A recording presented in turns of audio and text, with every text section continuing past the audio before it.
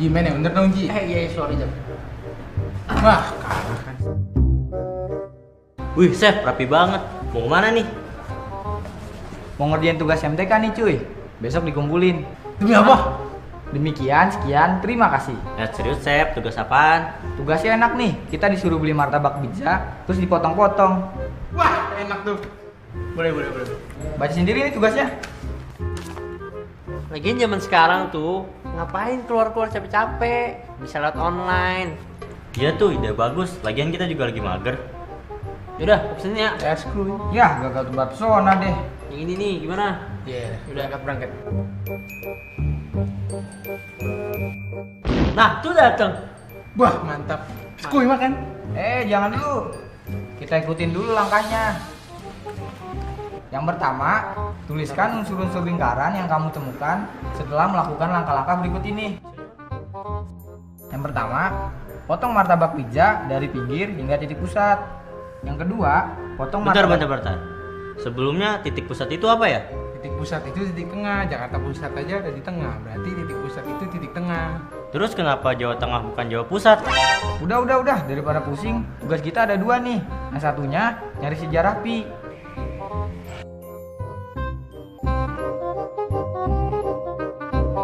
Loh, kok dibawa pulang?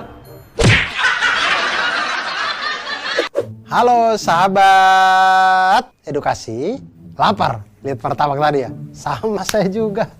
Aduh, itu martabak kalau dipotong-potong enak sekali, ada kecoklatnya, lumer di, aduh. Ya, tapi martabak itu bentuknya tadi apa? Lingkaran ya, bentuknya lingkaran dengan bagus sekali. Ketika kita potong, sebenarnya ketika kita potong dengan sama rata semuanya, itu sebenarnya kita sedang menerapkan unsur-unsur dalam lingkaran untuk mendapatkan porsi yang sama besar. Nah, apa saja unsur-unsur lingkaran itu? Kita bisa lihat sahabat edukasi. Pernahkah lihat ban sepeda, jam dinding, koin? Semua kan lingkaran, apalagi jam dinding ketika jamnya bergerak. Semuanya itu sebenarnya mencerminkan tentang unsur-unsur lingkaran. Setiap hari kita sudah melihat itu, tapi kita tidak tahu saja, oh ternyata itu adalah bagian yang ada dalam lingkaran atau bagian unsur-unsur dari sebuah lingkaran. Nah, kita lihat lingkaran itu mempunyai unsur-unsur. Yang pertama, lingkaran pasti mempunyai titik pusat. Titik pusat ini adalah sebuah titik yang berada tepat di tengah-tengah lingkaran. Dimana kalau titik ini ditarik garisnya keliling lingkaran ke tepinya, dimanapun ditarik garisnya ke tepi itu, semua garis itu akan sama panjang. Nah, itulah titik pusatnya berarti. Garis yang menghubungkan titik pusat dengan keliling lingkaran atau tepi lingkaran itu disebut dengan jari-jari lingkaran. Makanya kalau teman-teman atau sahabat edukasi melihat roda sepeda, orang-orang biasa mengatakan itu dengan jari-jari sepeda, jari-jari ban. Nah, itu karena ban itu berbentuk lingkaran dan yang menghubungkan pusat dengan keliling itu adalah jari-jari. Unsur selanjutnya adalah apa yang kita sebut dengan diameter. Diameter adalah garis lurus yang memotong lingkaran menjadi dua bagian sama besar. Jadi memotong, jadi kalau ada martabak kita bagi di tengah dengan garis lurus melalui titik pusat lingkaran, itu disebut dengan diameter. Itulah. Dan yang berikutnya adalah, coba sahabat edukasi lihat potongan berikut ini. Sisi lengkung pada lingkaran yang dibatasi oleh dua titik pada lingkaran tersebut disebut dengan busur. Lebih gampang cara mengingat busur adalah busur ini ya bentuknya seperti busur panah yang sering kita lihat itu. Nah, itu disebut busur. Daerah dalam lingkaran yang dibatasi oleh dua jari-jari dan sebuah busur itu disebut dengan juring. Jadi dua busur, dua jari-jari, nah ini disebut dengan juring. Kemudian kalau tadi kita sudah mengetahui apa itu busur, kemudian unsur selanjutnya yaitu tali busur. Nah, tali busur itu adalah ruas garis yang menghubungkan dua titik pada keliling lingkaran. Jadi tadi kan busurnya kan begini nih, set. Nah, dari ini titik ini ke titik yang di sini, set. Ketika ditarik itulah busur. Makanya cara mengingat busur dan tali busur itu adalah tanamkan saja di kepala kita seperti busur panah. Ini tali busur, ini busur. Begitu. Kemudian daerah dalam lingkaran, yang lain adalah daerah dalam lingkaran yang dibatasi oleh tali busur dan busur. Ini busur, ini tali busur. Nah, daerah yang dibatasi oleh kedua ini disebut dengan tembereng. Tembereng. Kalau tembem itu pipi, ini tembereng. Ini temberengnya ada di dalam lingkaran. Nah, berikutnya, selain unsur-unsur lingkaran, ada yang tidak kalah penting untuk dipelajari, yaitu sesuatu yang namanya pi. Pi, lambangnya seperti yang terlihat. Nah, pi itu memiliki simbol khusus seperti yang pada gambar itu ya. Itu huruf Yunani, ya dibacanya pi memang dia itu. Pi, gitu. Nah, beberapa orang zaman dulu itu menggunakan bilangan 3 sebagai bilangan pi. Bilangan itu sebenarnya jauh dari keakuratan, namun bilangan itu mudah untuk digunakan dalam perhitungan. Jadi dulu, zaman dulu itu orang tahu pi itu sama dengan 3. Nah, tapi ini agak jauh dari akurat ya. Belakangan orang tidak lagi memakai itu. Orang Babilonia menggunakan bilangan yang hampir akurat, yaitu 3 plus 1/8. Jadi nilai dari pi itu adalah 3 plus 1/8. Itu ditemukan oleh orang Babilonia dari zaman tidak enak itu ya. Kemudian orang Mesir kuno 1650 sebelum Masehi menggunakan nilai pi, yaitu 4 kali 8/9 kali 8/9. Nah, lalu sekitar 250 sebelum Masehi, seorang matematikawan Yunani terkenal bernama Archimedes menggunakan poligon sebagai bantuan untuk menemukan nilai pi, yaitu 223/71 dan 22/7. Dan dari situlah sampai sekarang kita kenal pi itu 22/7 atau 3,14 dan seterusnya. Tahukah sahabat edukasi, dari manakah asal pi itu?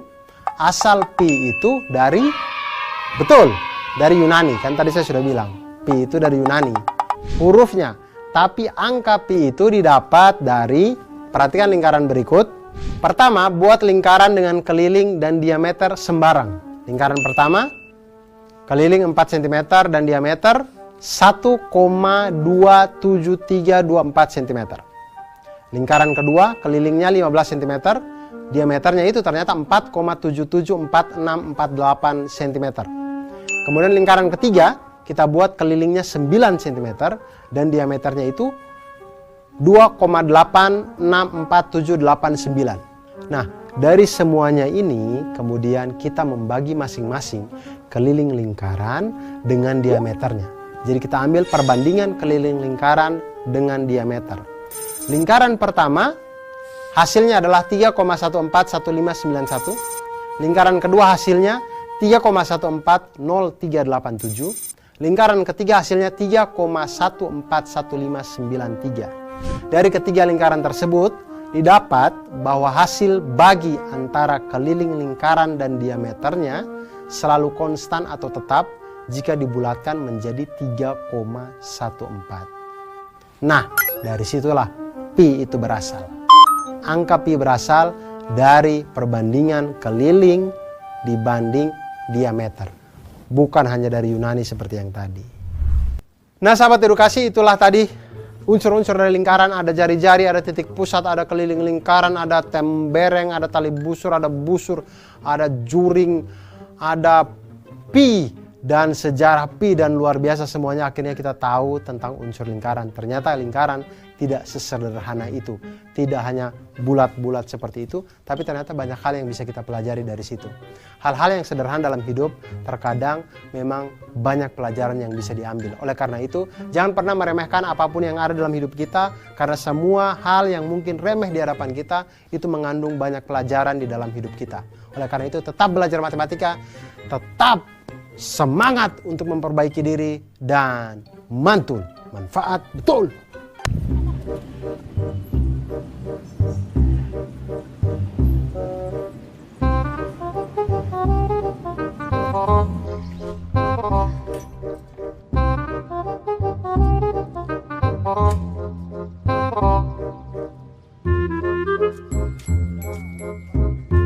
Badra. Biasa sepeda tua. Katanya rumahnya deket. Rumahku mah deket banget dari sini.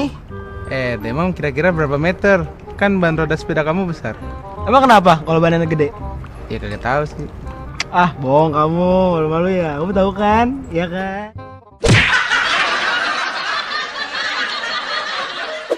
Nah, sahabat edukasi, itu tadi kalau putaran lingkaran itu ketika kita membuat dalam lintasan, itu akan menjadi satu garis lurus, yang mana garis lurus itulah yang kita sebut sebagai keliling lingkaran.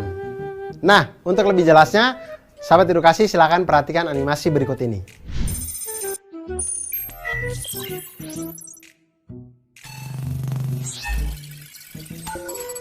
Panjang garis yang dihasilkan sama dengan keliling lingkaran. Masihkah ingat waktu di desa? Tidak dong. Masihkah ingat dengan keliling lingkaran? Nah, iya betul, keliling lingkaran itu sama dengan 2πr atau pi kali diameter boleh, karena 2r itu sama dengan diameter. Nah, sekarang kita lihat masalahnya. Permasalahannya itu ada Azra. Azra ini mengendarai sepeda dari rumahnya menuju ke gor. Nah, di sana selama dia mengayuh sepedanya ini, dia menghitung ternyata ada 300 kayuhan sampai dia ke gor. Nah, jika satu kayuhan sepedanya Azra ini adalah satu kali roda berputar secara penuh, pertanyaannya adalah berapakah jarak gor jika jari-jari ban sepedanya Azra adalah 35 cm. Dari permasalahan ini kita tahu bahwa Azra ini adalah anak yang kurang kerjaan, karena selain dia mengayuh sepeda, dia juga menghitung kayuhannya. Maksud saya kalau sudah capek otot, ya jangan capek otak. Kenapa harus dua-dua dibuat capek gitu Azra? Besok-besok jual aja sepedanya Azra biar tidak perlu capek-capek ya. Tapi tidak apa-apa, kita akan bantu Azra menghitung jarak rumah dengan gornya. Kita tahu sekarang jari-jari sepedanya Azra ada 35 cm. Kemudian kayuhannya sebanyak 300 kali. Satu kali kayuhan adalah satu kali roda berputar secara penuh, artinya itu satu kali kelilingnya lingkaran. Oke, sekarang kita akan menghitung keliling lingkaran.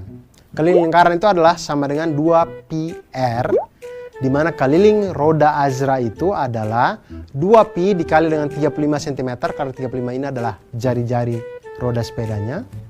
2 kali 22 per 7 kali 35 sama dengan 220 cm atau sama dengan 2,2 meter.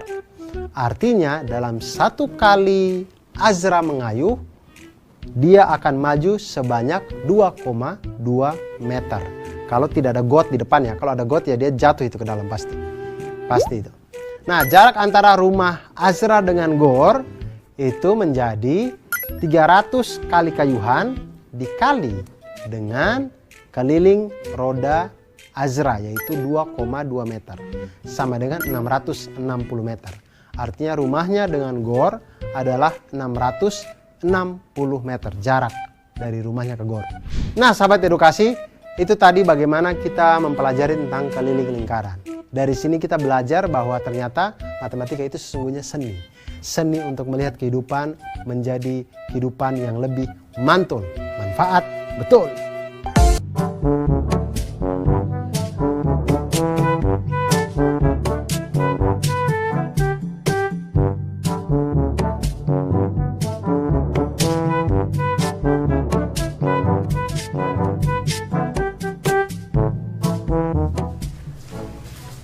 Ji, lagi ngapain Ji? Ini ngajarin baris berbaris. Baris berbaris? Kok kue baris berbaris? Ajarin aku juga dong. Emang kamu kue? Ji, ini aku ambil satu boleh Ji ya? Jangan. Aduh, belum selesai aku ini, malah ngambil pakai tangan kiri lagi. Iya, maaf. Emang kamu lagi ngapain sih sebenarnya? Ini aku lagi nyusun ini. Tadi kan bentuknya lingkaran. Iya. Terus aku potong-potong, aku jadiin persegi panjang. Oh, tapi kayaknya nggak ada gunanya deh. Kamu malah ngatain. Ya udah, gak aku bagi dah. Jangan. Ini bagus banget San ya? Ini jadi lebih bagus kok. Nah, bisa aja. Ya udah ambil. Oke. Bisa Ji.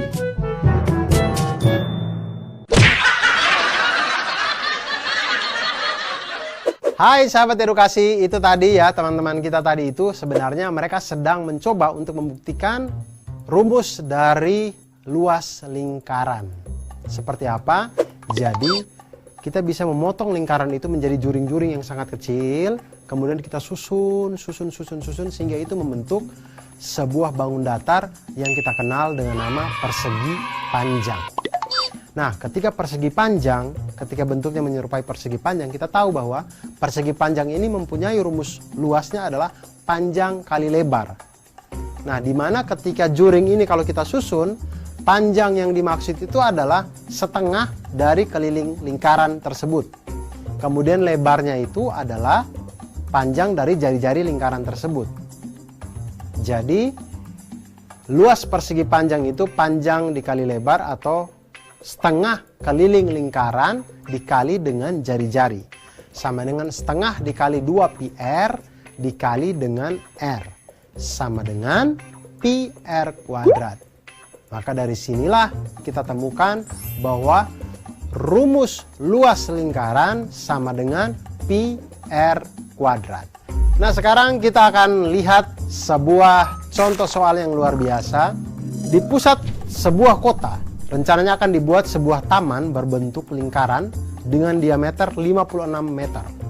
Di dalam taman itu akan dibuat kolam berbentuk lingkaran juga berdiameter 28 meter.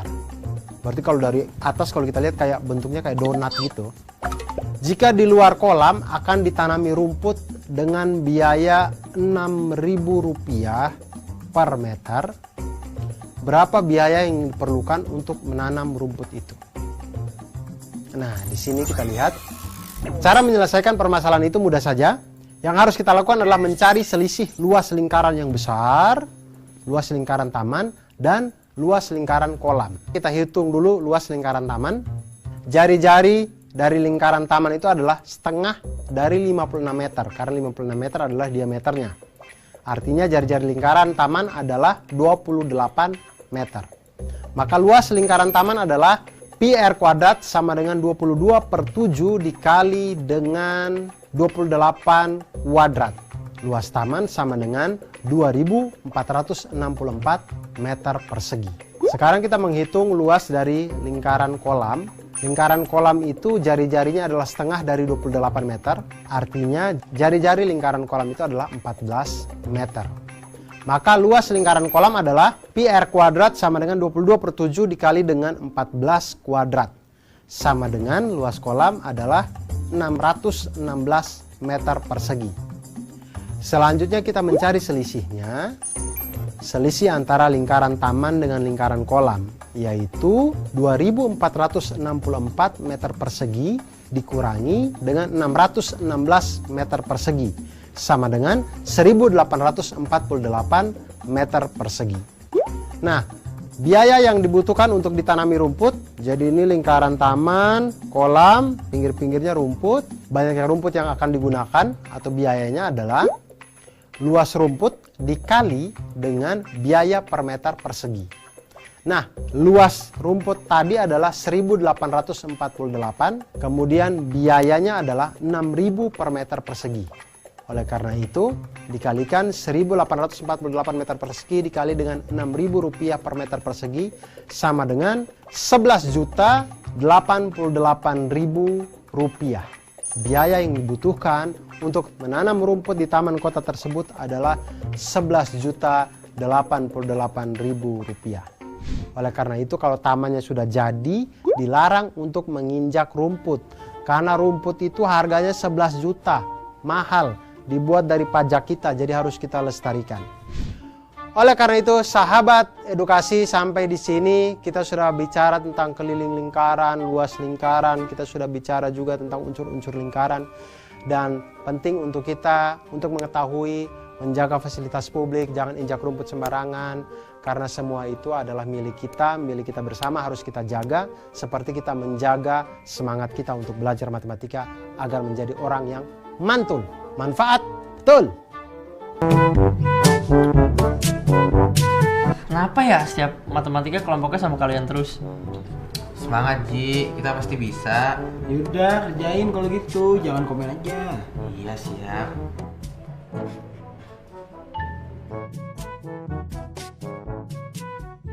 Nah, nih guys, udah jadi lingkarannya.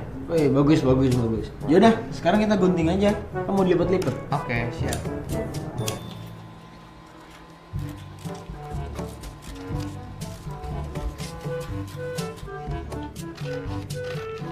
Udah jadi nih 2 lingkaran. Cakep. Yaudah, ntar dulu. Nah, sekarang kita lipat jadi 90 derajat bentuknya. Nih.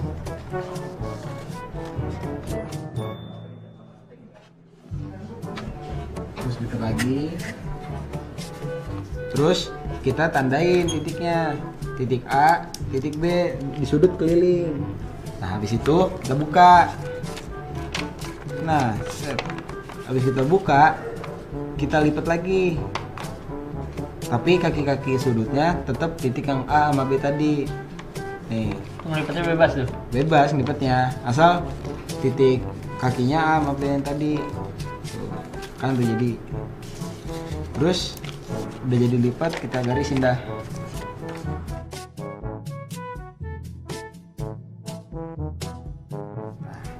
Habis itu kita hitung sudutnya yang ada di sini nih, yang baru kita bentuk sudut baru. Pakai ini namanya Apa tuh? busur namanya. Busur. Oh, busur. Nah, ini dapetnya 45 derajat. 45 Nah, derajat. 45 derajat. Tuh, udah, jadi gini. Sudut pusatnya sama sudut keliling. Terus hubungan mereka gimana? Bukan mereka mah, alhamdulillah baik-baik aja. Alhamdulillah ya baik-baik aja mereka. Ya mudah-mudahan mereka sehat dah. Amin. Sahabat edukasi, jumpa lagi masih dengan saya di sini ya. Sekarang kita akan belajar tentang apa yang tadi sudah dicoba oleh teman-teman kita tadi. Mereka garis sana, garis sini, garis sana, garis sini. Ditanya hubungannya apa? Hubungannya baik-baik saja. Ya Allah. Ternyata hubungannya bukan itu. Kita akan belajar tentang hubungan sudut pusat dengan sudut keliling lingkaran. Apa hubungan mereka? Apakah baik-baik saja seperti yang dikatakan tadi? Ataukah mereka ada iri, dengki, dan segala macamnya? Akan kita bahas. Nah, yang pertama adalah coba sama-sama siapkan dulu, kita akan bermain.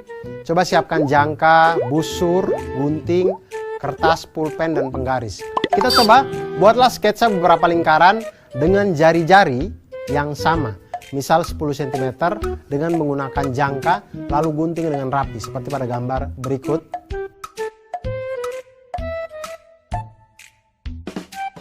Lalu lipat kedua lingkaran sehingga membentuk sudut 90 derajat.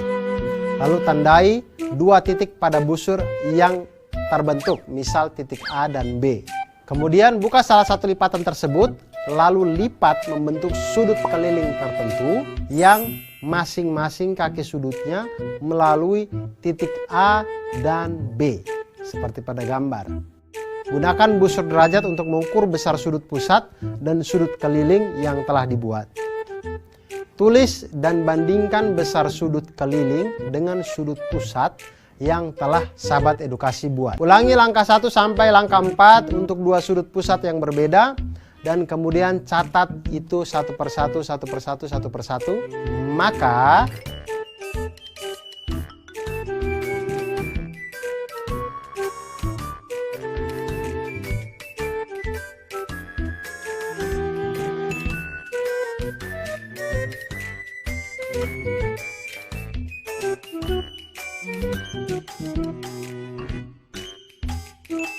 Maka kita akan melihat di situ, perhatikan setiap ukuran sudut pusat selalu lebih besar dari sudut keliling. Dari ketiga data tersebut dapat kita simpulkan bahwa sudut pusat sama dengan 2 kali sudut keliling, atau ukuran sudut pusat sama dengan 2 kali sudut keliling, atau sudut keliling sama dengan setengah sudut pusat. Nah, sekarang kita lihat kalau ada gambar seperti ini. Dengan pusat lingkaran berada di titik O, sudut ABE ditambah sudut ACE ditambah sudut ADE sama dengan 96 derajat. Ketiga sudut ini jumlahnya 96 derajat. Pertanyaannya adalah berapa besar sudut AOE? Nah, sudut ABE, sudut ACE, sudut ADE ini adalah sudut keliling yang menghadap busur yang sama, yaitu busur AE. Maka sudut ABE, ACE, dan ADE memiliki besar sudut yang sama. Misal kita anggaplah besar sudutnya mereka ini, sudut keliling mereka ini adalah X. Maka sudut ABE tambah sudut ACE tambah sudut ADE sama dengan 96 derajat. Artinya X ditambah X ditambah X sama dengan 96 derajat. Atau 3X sama dengan 96 derajat. X sama dengan 32 derajat. Berarti mereka ini mempunyai besar sudut, ketiganya ini adalah 32 derajat. Sekarang sudut AOE itu adalah sudut pusat yang menghadap busur yang sama, itu busur AE. Artinya sudut AOE ini adalah 2 kali dari besar sudut keliling lingkaran yang tadi, yang ACE, ABE, ADE tadi itu. Jadi sudut AOE sama dengan 2 kali sudut X atau nilai X tadi, yaitu 32 derajat. Sudut AOE sama dengan 64 derajat. Dari sini sahabat edukasi, kita jadi tahu bahwa ternyata sudut pusat itu adalah 2 kali sudut keliling pada lingkaran. Dari ini kita bisa menghitung, kita bisa tahu tentang hubungan antar sudut, dan ini mengajarkan kita juga tentang hubungan baik antara mereka di dalam lingkaran. Artinya kita juga harus menjaga hubungan baik di dalam lingkaran keluarga, lingkaran pertemanan, dan lingkaran masyarakat kita, agar kita menjadi manusia yang mantul, manfaat betul.